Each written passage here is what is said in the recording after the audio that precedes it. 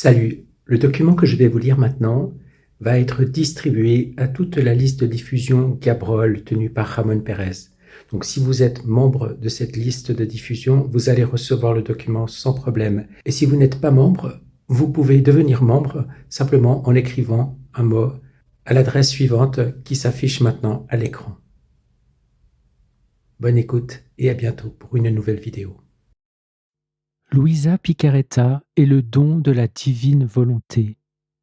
Ce document a pour objectif de présenter, de manière brève et synthétique, la figure et les écrits de la servante de Dieu Luisa Picaretta, dont le procès de béatification est actuellement en cours auprès du Saint-Siège.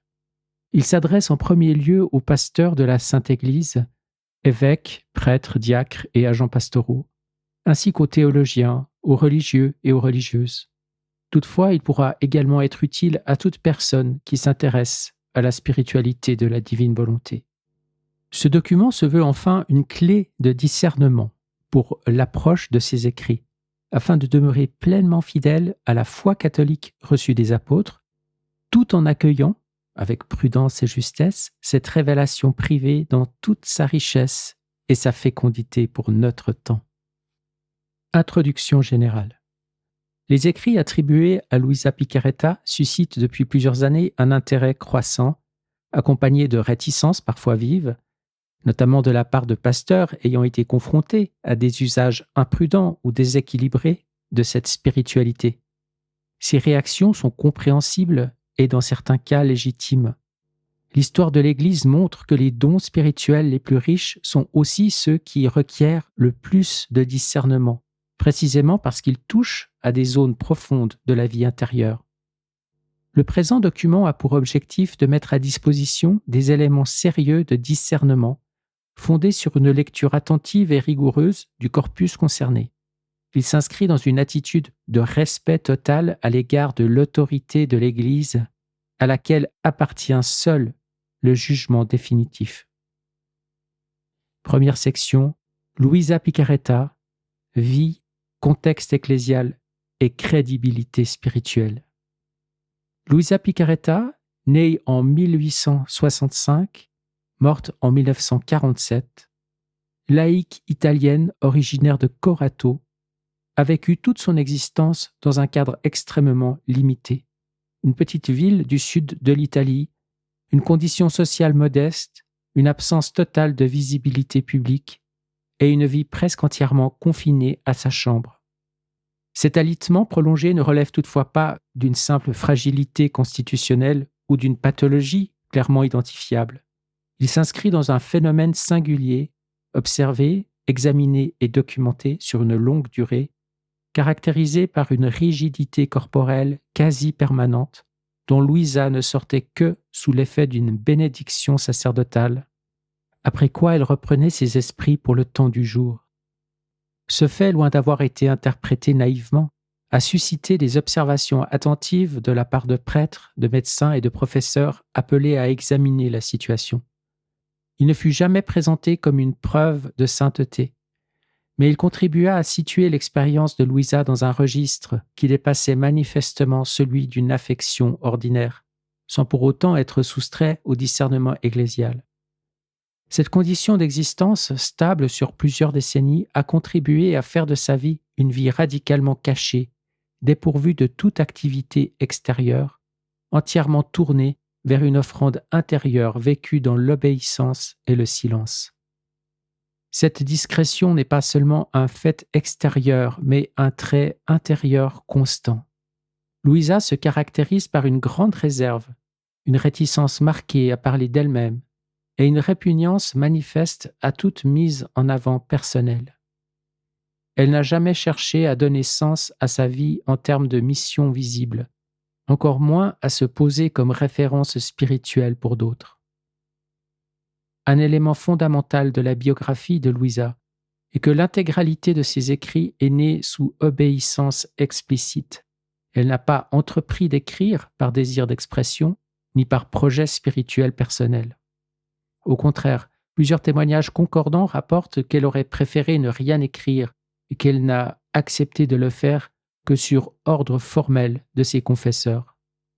Ces écrits n'étaient pas conservés par elle, ils étaient remis à ses directeurs spirituels qui en disposaient librement. Lecture, correction, conservation ou retrait. Louisa ne revendiquait aucun droit sur leur contenu ni sur leur diffusion. Cette dépossession radicale de toute maîtrise sur ses propres écrits est un critère objectif de discernement, rare et significatif dans l'histoire des expériences mystiques. Sa vie spirituelle a été encadrée de manière continue par l'Église, notamment par des confesseurs et directeurs spirituels agissant avec mandat ecclésial. Cet encadrement fut prolongé, structuré et prudent.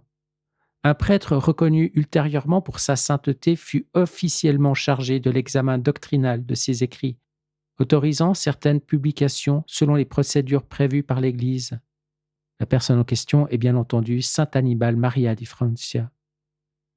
Par ailleurs, la vie quotidienne de Louisa, marquée par des phénomènes inhabituels, fit l'objet d'observations attentives, incluant des évaluations pastorales, théologiques et médicales. Ces éléments, sans jamais être considérés comme des preuves en eux-mêmes, participèrent à un discernement global, sérieux et progressif. Plusieurs éléments convergents permettent de considérer les écrits de Luisa Picaretta comme dignes d'un examen respectueux. Son obéissance constante et vérifiable, l'orthodoxie doctrinale globale de ses écrits, lus dans une herméneutique ecclésiale, ainsi que la disproportion manifeste entre sa formation humaine et la densité théologique de certains développements, à considérer dans un faisceau d'indices. Deuxième section, le don de vivre dans la divine volonté, nature, finalité et continuité doctrinale. Les écrits de Luisa Picaretta ne prétendent en aucun cas ajouter un contenu nouveau à la révélation publique, définitivement achevée avec la mort du dernier apôtre. Il se situe explicitement dans le cadre des révélations privées qui ne s'imposent pas à la foi des fidèles, mais qui peuvent, lorsqu'elles sont authentiques, aider à vivre plus pleinement l'Évangile dans les circonstances concrètes d'une époque donnée. Ce qui est proposé dans ces écrits n'est donc pas, à proprement parler, un ensemble de doctrines nouvelles, mais un don, c'est-à-dire une grâce gratuite, souverainement offerte par Dieu selon ses desseins, et ordonnée à la sanctification intérieure des âmes. Ce don n'est ni nécessaire au salut, ni exigible, ni universellement prescriptif. Il ne conditionne en rien la fidélité chrétienne ordinaire. Toutefois, comme tout don spirituel, il ne peut être accueilli que s'il est connu, compris dans sa juste mesure et reçu librement. Ignorer son existence ou en méconnaître la nature revient non pas à s'y opposer, mais à ne pas pouvoir en bénéficier. La finalité profonde de ce don est ordonnée à l'accomplissement intérieur et historique de la demande centrale du Notre Père, que ton règne vienne, que ta volonté soit faite sur la terre comme au ciel. Cette supplication ne renvoie pas seulement à l'au-delà ou à la consommation finale de toute chose, mais exprime l'attente d'une réalisation réelle du règne de Dieu dans l'histoire selon les modalités voulues par lui. Dans les écrits de Luisa Picaretta, le règne n'est pas compris comme l'instauration d'un ordre politique, social ou institutionnel nouveau, ni comme la suppression des structures historiques ordinaires. Il désigne avant tout le rétablissement du règne effectif de la volonté divine dans la créature humaine, tel qu'il existait dans le dessein originel de Dieu avant la chute. Ce qui a été perdu par Adam, non pas la nature humaine elle-même, mais le mode de vie fondé sur l'unité de volonté avec Dieu, est présenté comme devant être progressivement restauré par la grâce à partir de l'œuvre rédemptrice du Christ. Cette restauration ne consiste pas en un retour naïf à l'innocence originelle, ni en l'abolition des conséquences historiques du péché. Elle ne supprime ni la liberté humaine, ni la possibilité du refus, ni la présence de la souffrance et de la croix. Elle correspond plutôt à une réconciliation profonde de l'homme avec Dieu, vécue intérieurement, mais appelée à porter des fruits visibles dans la vie personnelle, ecclésiale et sociale. C'est en ce sens que les écrits laissent entrevoir une ère de paix, comprise non comme une perfection absolue de l'histoire, mais comme une période de plus grande diffusion du règne intérieur de la divine volonté dans les âmes. Cette perspective se distingue radicalement de toute forme de millénarisme. Le millénarisme attend un règne terrestre parfait, extérieur, irréversible, précédant immédiatement la fin des temps et impliquant une transformation structurelle de l'histoire qui abolirait la croix et le combat moral.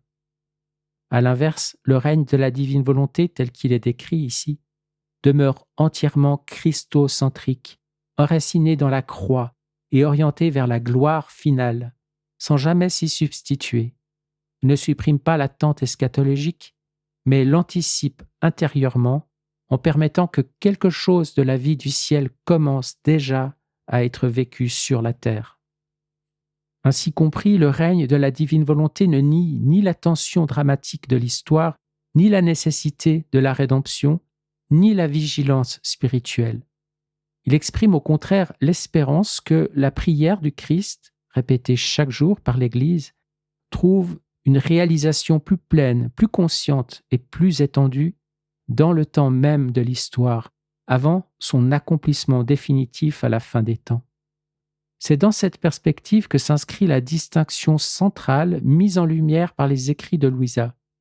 La différence entre faire la volonté de Dieu et vivre dans la volonté de Dieu. Faire la volonté de Dieu correspond à l'obéissance fidèle, à l'effort moral sincère, à la recherche du bien conforme au commandement et à l'enseignement de l'Église. Cette attitude est déjà en elle-même un chemin authentique de sainteté, pleinement suffisant pour répondre à l'appel chrétien. Vivre dans la volonté de Dieu, en revanche, désigne une grâce plus intérieure et nouvelle que l'âme accueille en consentant librement à ce que la divine volonté devienne le principe intérieur et habituel de son agir. Il ne s'agit ni d'une suppression de la volonté humaine, ni d'une diminution de la liberté ou de la responsabilité morale. Au contraire, la volonté humaine demeure pleinement active, mais elle choisit de s'unir à la divine volonté de manière stable et consciente, afin que ses actes soient animés de l'intérieur par ce que Dieu veut et opère. Cette nouvelle manière d'être unis au Seigneur s'inscrit dans une continuité profonde avec la grande tradition de l'Église. Elle prolonge la théologie patristique de la participation à la vie divine, la mystique de l'union transformante, la spiritualité de l'abandon confiant, ainsi que la théologie de la filiation adoptive. Ce qui est mis en lumière ici n'est pas une rupture, mais une explicitation intérieure et un accomplissement inattendu de ce vers quoi toute la vie chrétienne tendait déjà, une conformité toujours plus profonde à Dieu, non seulement dans les choix extérieurs, mais dans le principe même de l'agir. Dans cette optique, le don de vivre dans la divine volonté apparaît comme une grâce ordonnée non pas à l'exceptionnel, mais à l'accomplissement le plus pur et le plus simple de la vocation chrétienne. Laisser Dieu régner pleinement dans l'âme, afin que selon la prière du Christ, sa volonté soit faite sur la terre comme elle l'est au ciel. Troisième section, contenu propre des écrits sur la divine volonté. Premier point, une perspective unificatrice de toute l'économie du salut. L'un des apports majeurs des écrits attribués à Luisa Picarretta réside dans la vision synthétique et unificatrice qu'il propose de l'histoire du salut. Là où de nombreuses spiritualités mettent l'accent sur un aspect particulier, la croix, l'abandon, l'union mystique, la réparation, la charité active, ces écrits articulent explicitement la création, la rédemption et la sanctification finale autour d'un axe unique, le règne de la volonté divine dans la créature. La création y est présentée comme l'acte par lequel Dieu communique sa volonté à la créature humaine afin qu'elle vive en communion avec lui. Le péché originel apparaît avant tout comme une rupture de cette communion de volonté, plus encore que comme une simple transgression morale. La rédemption accomplie par le Christ restaure la possibilité de cette communion, mais n'en manifeste pas encore toute la plénitude dans la vie des âmes. Les écrits situent alors le don de la divine volonté comme l'achèvement intérieur de cette économie, non une nouvelle étape historiquement indépendante, mais la pleine fécondité intérieure de l'œuvre rédemptrice dans les âmes. Cette manière de lire l'histoire du salut ne remplace pas les catégories dogmatiques classiques, mais les relie organiquement dans une vision spirituelle cohérente. Deuxième point, la centralité de l'acte divin et la transformation de l'agir humain. Un élément particulièrement spécifique de ces écrits est l'accent mis non pas seulement sur l'union affective ou contemplative avec Dieu, mais sur la transformation de l'agir humain lui-même. Là où de nombreuses mystiques décrivent une union de l'âme à Dieu dans la contemplation ou dans l'amour, les écrits de Louisa décrivent une participation de l'âme à l'acte même de Dieu, entendu comme acte éternel, simple et toujours actuel. Cette perspective conduit à une compréhension nouvelle, sans être étrangère à la tradition, de la valeur des actes humains. Les actes les plus ordinaires, lorsqu'ils sont accomplis dans la divine volonté, ne sont pas seulement offerts à Dieu, mais sont présentés comme assumés dans l'acte divin, recevant ainsi une fécondité qui dépasse les limites de l'intention individuelle ou du contexte immédiat. Il ne s'agit pas d'une efficacité magique, ni d'une automaticité spirituelle, mais d'une manière de vivre l'agir humain comme lieu de communion permanente avec l'agir divin, dans une dépendance radicale et consciente. Troisième point, une compréhension approfondie de la prière comme participation universelle. Les écrits de Louisa développent également une compréhension très spécifique de la prière qui constitue l'un de leurs apports les plus originaux. La prière n'est pas seulement conçue comme demande, louange ou offrande personnelle, mais comme participation universelle à la prière même du Christ. Dans cette perspective, l'âme est invitée à prier non seulement pour elle-même ou pour des intentions particulières, mais à s'unir intérieurement à la prière du Christ qui, dans la divine volonté, embrasse toutes les créatures, tous les temps et toutes les situations. Cette prière se veut à la fois réparatrice, intercessrice et glorifiante, non par multiplication de paroles, mais par union intérieure à l'intention divine. Cet aspect rejoint la tradition de la prière sacerdotale du Christ et de la communion des saints, tout en la déployant de manière intérieure et existentielle. Quatrième point, une vision renouvelée de la réparation et de la souffrance. La notion de réparation occupe une place importante dans de nombreuses spiritualités. Les écrits de Louisa s'inscrivent dans cette tradition, mais en proposent une relecture profondément intégrée à la divine volonté. La réparation n'est pas présentée comme une compensation extérieure ou comme un effort héroïque autonome, mais comme une participation à l'offrande intérieure du Christ au Père. La souffrance, qu'elle soit physique, morale ou spirituelle, n'est jamais recherchée pour elle-même. Elle est comprise comme un lieu possible d'union à l'acte rédempteur du Christ lorsque l'âme consent à la vivre dans la divine volonté. Cette perspective évite à la fois le dolorisme et la banalisation de la croix, en maintenant la souffrance dans son caractère à la fois réel, redoutable et fécond lorsqu'elle est assumée dans l'amour. Cinquième point, la dimension mariale comme clé interprétative du don. Un autre apport spécifique des écrits de Louisa est la place centrale accordée à la Vierge Marie, non seulement comme modèle de sainteté, mais comme clé vivante de compréhension de la divine volonté.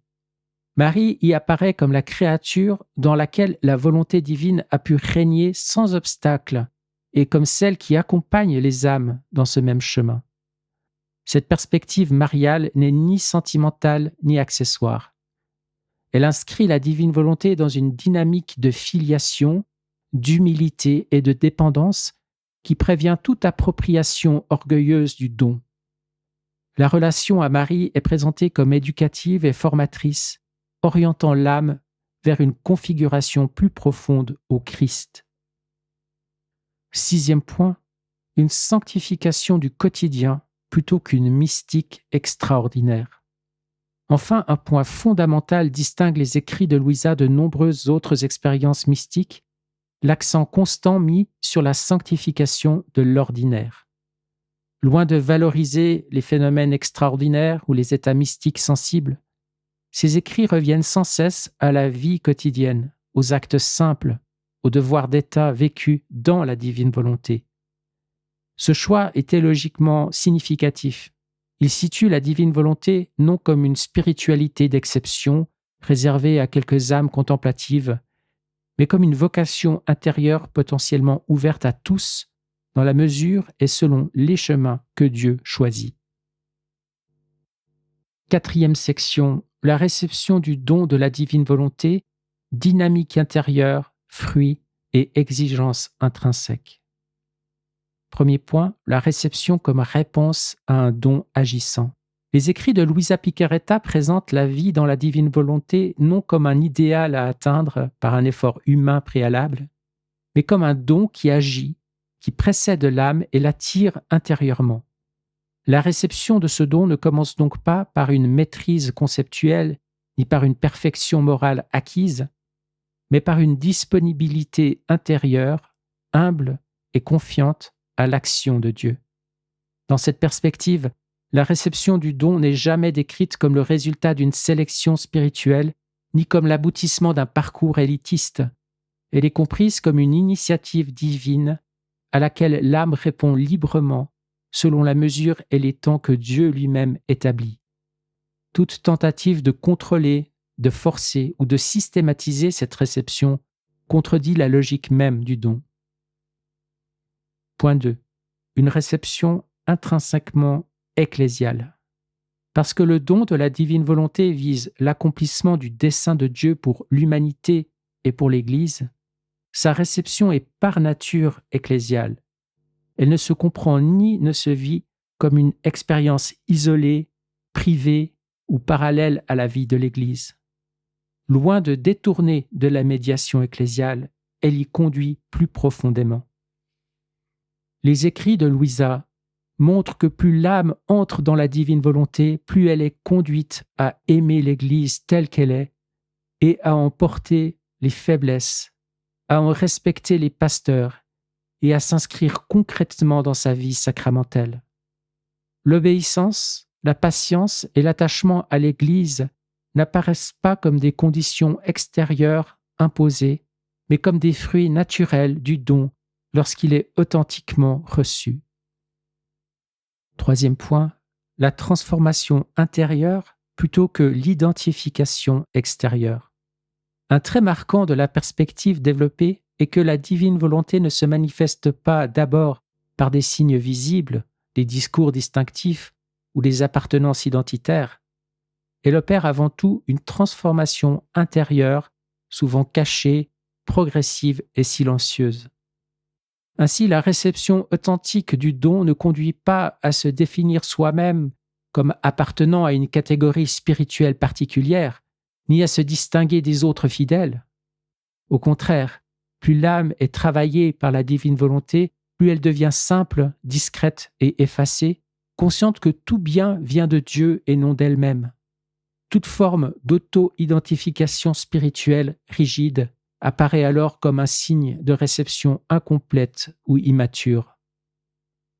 4e point, la purification progressive des intentions et de la volonté propre. Les écrits insistent fortement sur le fait que la réception du don s'accompagne d'un long travail de purification intérieure. La divine volonté ne s'ajoute pas simplement à la volonté humaine, elle en révèle les résistances, les attachements et les ambiguïtés. Ce processus est souvent éprouvant car il touche au cœur même de l'autonomie intérieure de la personne. Cette purification n'est ni instantanée ni linéaire.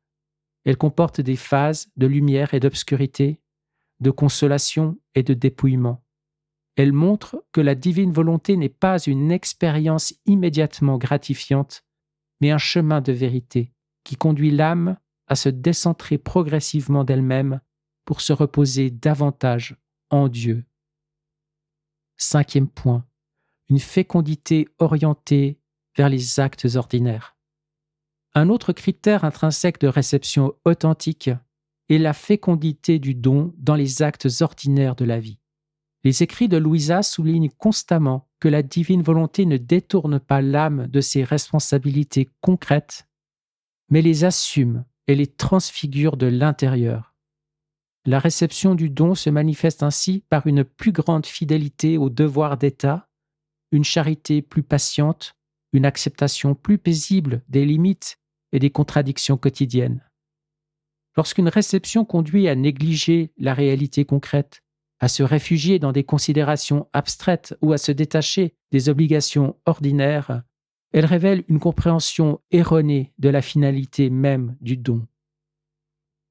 6e point, la sobriété du langage comme fruit de la maturation spirituelle. Dans cette perspective, la prudence dans le langage n'est pas imposée de l'extérieur, mais apparaît comme un fruit de maturation. Plus l'âme est pénétrée par la divine volonté, moins elle ressent le besoin d'en parler de manière emphatique ou démonstrative.